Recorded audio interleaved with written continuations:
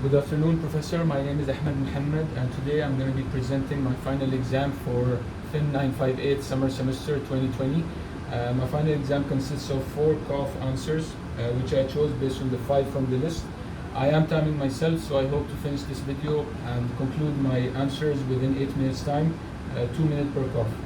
So without further ado, we can get started on the first COF answer that I chose. The first question was write a reflective journey on the money market dealing simulation. So the money market dealing simulation, of course, was a really good experience for all of us. It was kind of a trading simulation where we had some money to spare, and we had to deal with 5 banks and 4 other corporations besides our own. This was a really good experience because I think the people who liked this trading experience can now go into this field in the future, and the people obviously who did not like this experience can now try to maneuver their career in such a way that they avoid trading and trading simulations in the future. So basically our corporation was corporate I. We had a BB plus credit rating for our company in the high technology sector, and we were given funds of $780 million to invest. We had funds to spare, so most of our transactions would be investing rather than borrowing. Mainly we tried to focus our work on banks, because we knew that banks were always ready to borrow or invest as they see fit. And then the other corporations, we were more interested in those corporations which were willing to borrow money, because we wanted to invest. We had a lot of funds on our hand, and we were looking to make the maximum investments possible. One advantage that we tried to initiate was the first mover advantage, and one strategy that we had, because if we were the first one to have a communication with all 9 parties in the trade, we could find the best place to invest. Of course, the strategy didn't work out as exactly we planned, because each person had to deal with each another, and the maximum we could invest was $20 million per deal only. So this is why, and we could not, of course, have collusion with any of the parties, so we tried to keep a maximum of 2 deals per party. So because of this, we had to keep our transactions at the bare minimum. The trading strategy that we had was a useful idea by the professor to set up the trading simulation practice session prior to the actual session, because it gave us a good insight of what exactly we were up against. The first trading simulation practice was total chaos, but then as we went into it, we had a catch-up session within our group 1 day prior to the actual simulation, and over there we discussed to add rules.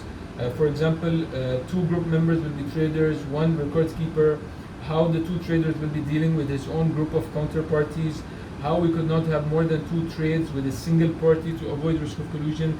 These kind of ideas we gathered together and we brainstormed as a group, and we tried to go into the trading simulation in the best way possible, all following the same strategy, which was to find a balance between risk-taking and risk-averse approaches. Overall, I think in conclusion we did a good job. Without any prior experience of OTC trading, for any of our group members, we were bound to make mistakes, but the important step was always to learn from them and come back stronger, which I think we did. Okay, moving on to the next COF question. The next COF question was, using your experience as a money market trader, explain how you will use your skills to trade bonds. So we looked at bonds. We were introduced to bonds from our trading simulation, but if we added bonds to our trading simulation now, how it would affect our strategy, planning, and execution is what I wrote about in this COF. Another aspect that I mentioned in this COF was how the coronavirus had, let's say, affected the bond market in Australia and the bond market in the world currently. So this was part 2 of my COF answer. And then part 3 was to introduce bonds to undergraduate students, and how they will look at bonds as compared to T-bills and as compared to the cash flow. So in their most basic form, bonds are long-term fixed interest securities issued by governments to raise debt and funding. I talk about the maturity date, principal value, coupon rate, yield rate, bid-ask yield. All these definitions I give to explain to someone who hasn't dealt with bonds before. Then we dive into the Australian market currently, what kind of strategies they're using to face the effects of coronavirus, and how these strategies are affecting the bonds market currently. So the central banks, something that they're doing which is very strong is they announced a target yield for 3-year Australian government bonds of around 0.25%, and this will help lower the funding cost across the economy. So this boosts the economy and increase the household's confidence by lowering the funding rate for long-term loan. And also this means steep yield curves which are attracting investors to the Australian bond market currently. As I give my references in this COF, and I use a lot of references to really understand what's going on in the bonds market currently and how it's being affected by coronavirus. Then I speak about how my trading simulation would have been different if bonds were involved, and I end it with a summary. Now jumping to COF 3, we discuss whether tournament behavior exists in managed funds. So tournament behavior, what I understand from it, of course it was the first time I heard about this, and after doing some research I really found it an interesting topic where not much research has been done. So tournament behavior in its most basic form talks about something similar to a tournament of tennis or a tournament of golf. And what the idea is that the best players, or the top two players, are the highest risk takers, and the bottom players are the lowest risk takers.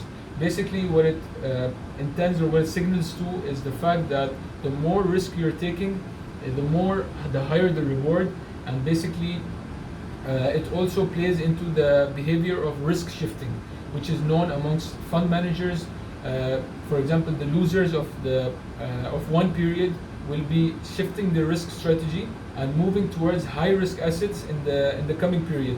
And this is because they need to survive through the next periods of time, and the higher risk takers of the second period are going to be the low risk takers of the next period, because they will feel more easier, and they will feel that they have done a better job, so they can relax their risk taking strategies. We take two pieces of literature to further explain our case. The first one being Tournament Behavior in Malaysian Managed Funds, which was written by Professor Ramia in 2012 and others. In this literature, I will just jump to the conclusion of the literature. The conclusion of the literature was that tournament behavior exists in commercial banks and commercial managed funds, conventional managed funds in Malaysia, although there's no evidence that it exists in Islamic funds. And this is because Islamic funds are very strict in their law and what kind of risk strategies that they can take, and they're bound by Sharia law. The second piece of literature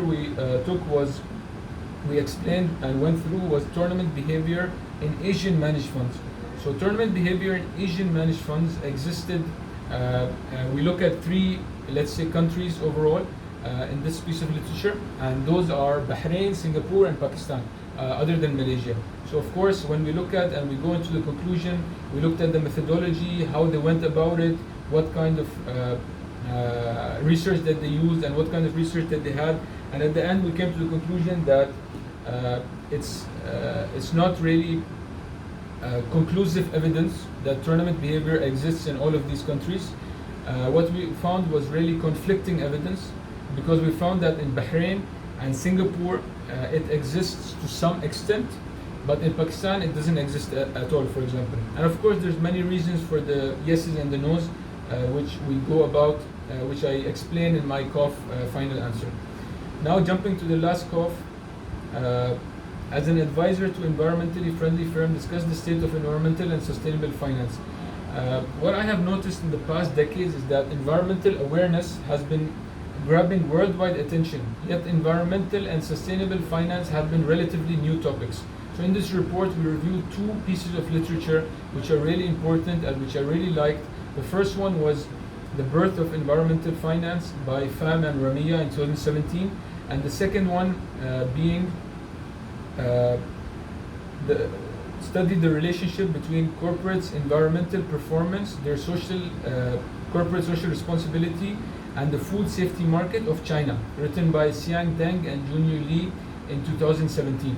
So these two pieces of literature were kind of conflicting with each other, because the piece by Professor Ramia was very general, and it talked about a couple of aspects, like for example it talked about 2 or 3 macroeconomic factors like employment, like international trade, and a few others. And then even in microeconomic factors they talk about costs of production, productivity at firm sector level, and then they also go in more details of stock prices and returns, corporate profitability, and market value of businesses, and they talk about the green effect that environment has on all of these topics. However, in the second literature, they just focus on one specific incident of food safety in the market of one specific country, which is China. So they apply all these, the new ideas that we have seen in the previous literature are being applied to this current literature, and they give a really good story, and they have a really good conclusion at the end of how the freshness of this field uncovered many conflicts and relationships between that we could have normally not seen.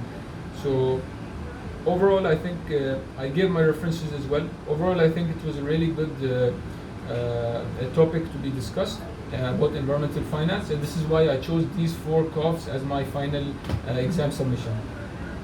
Thank you.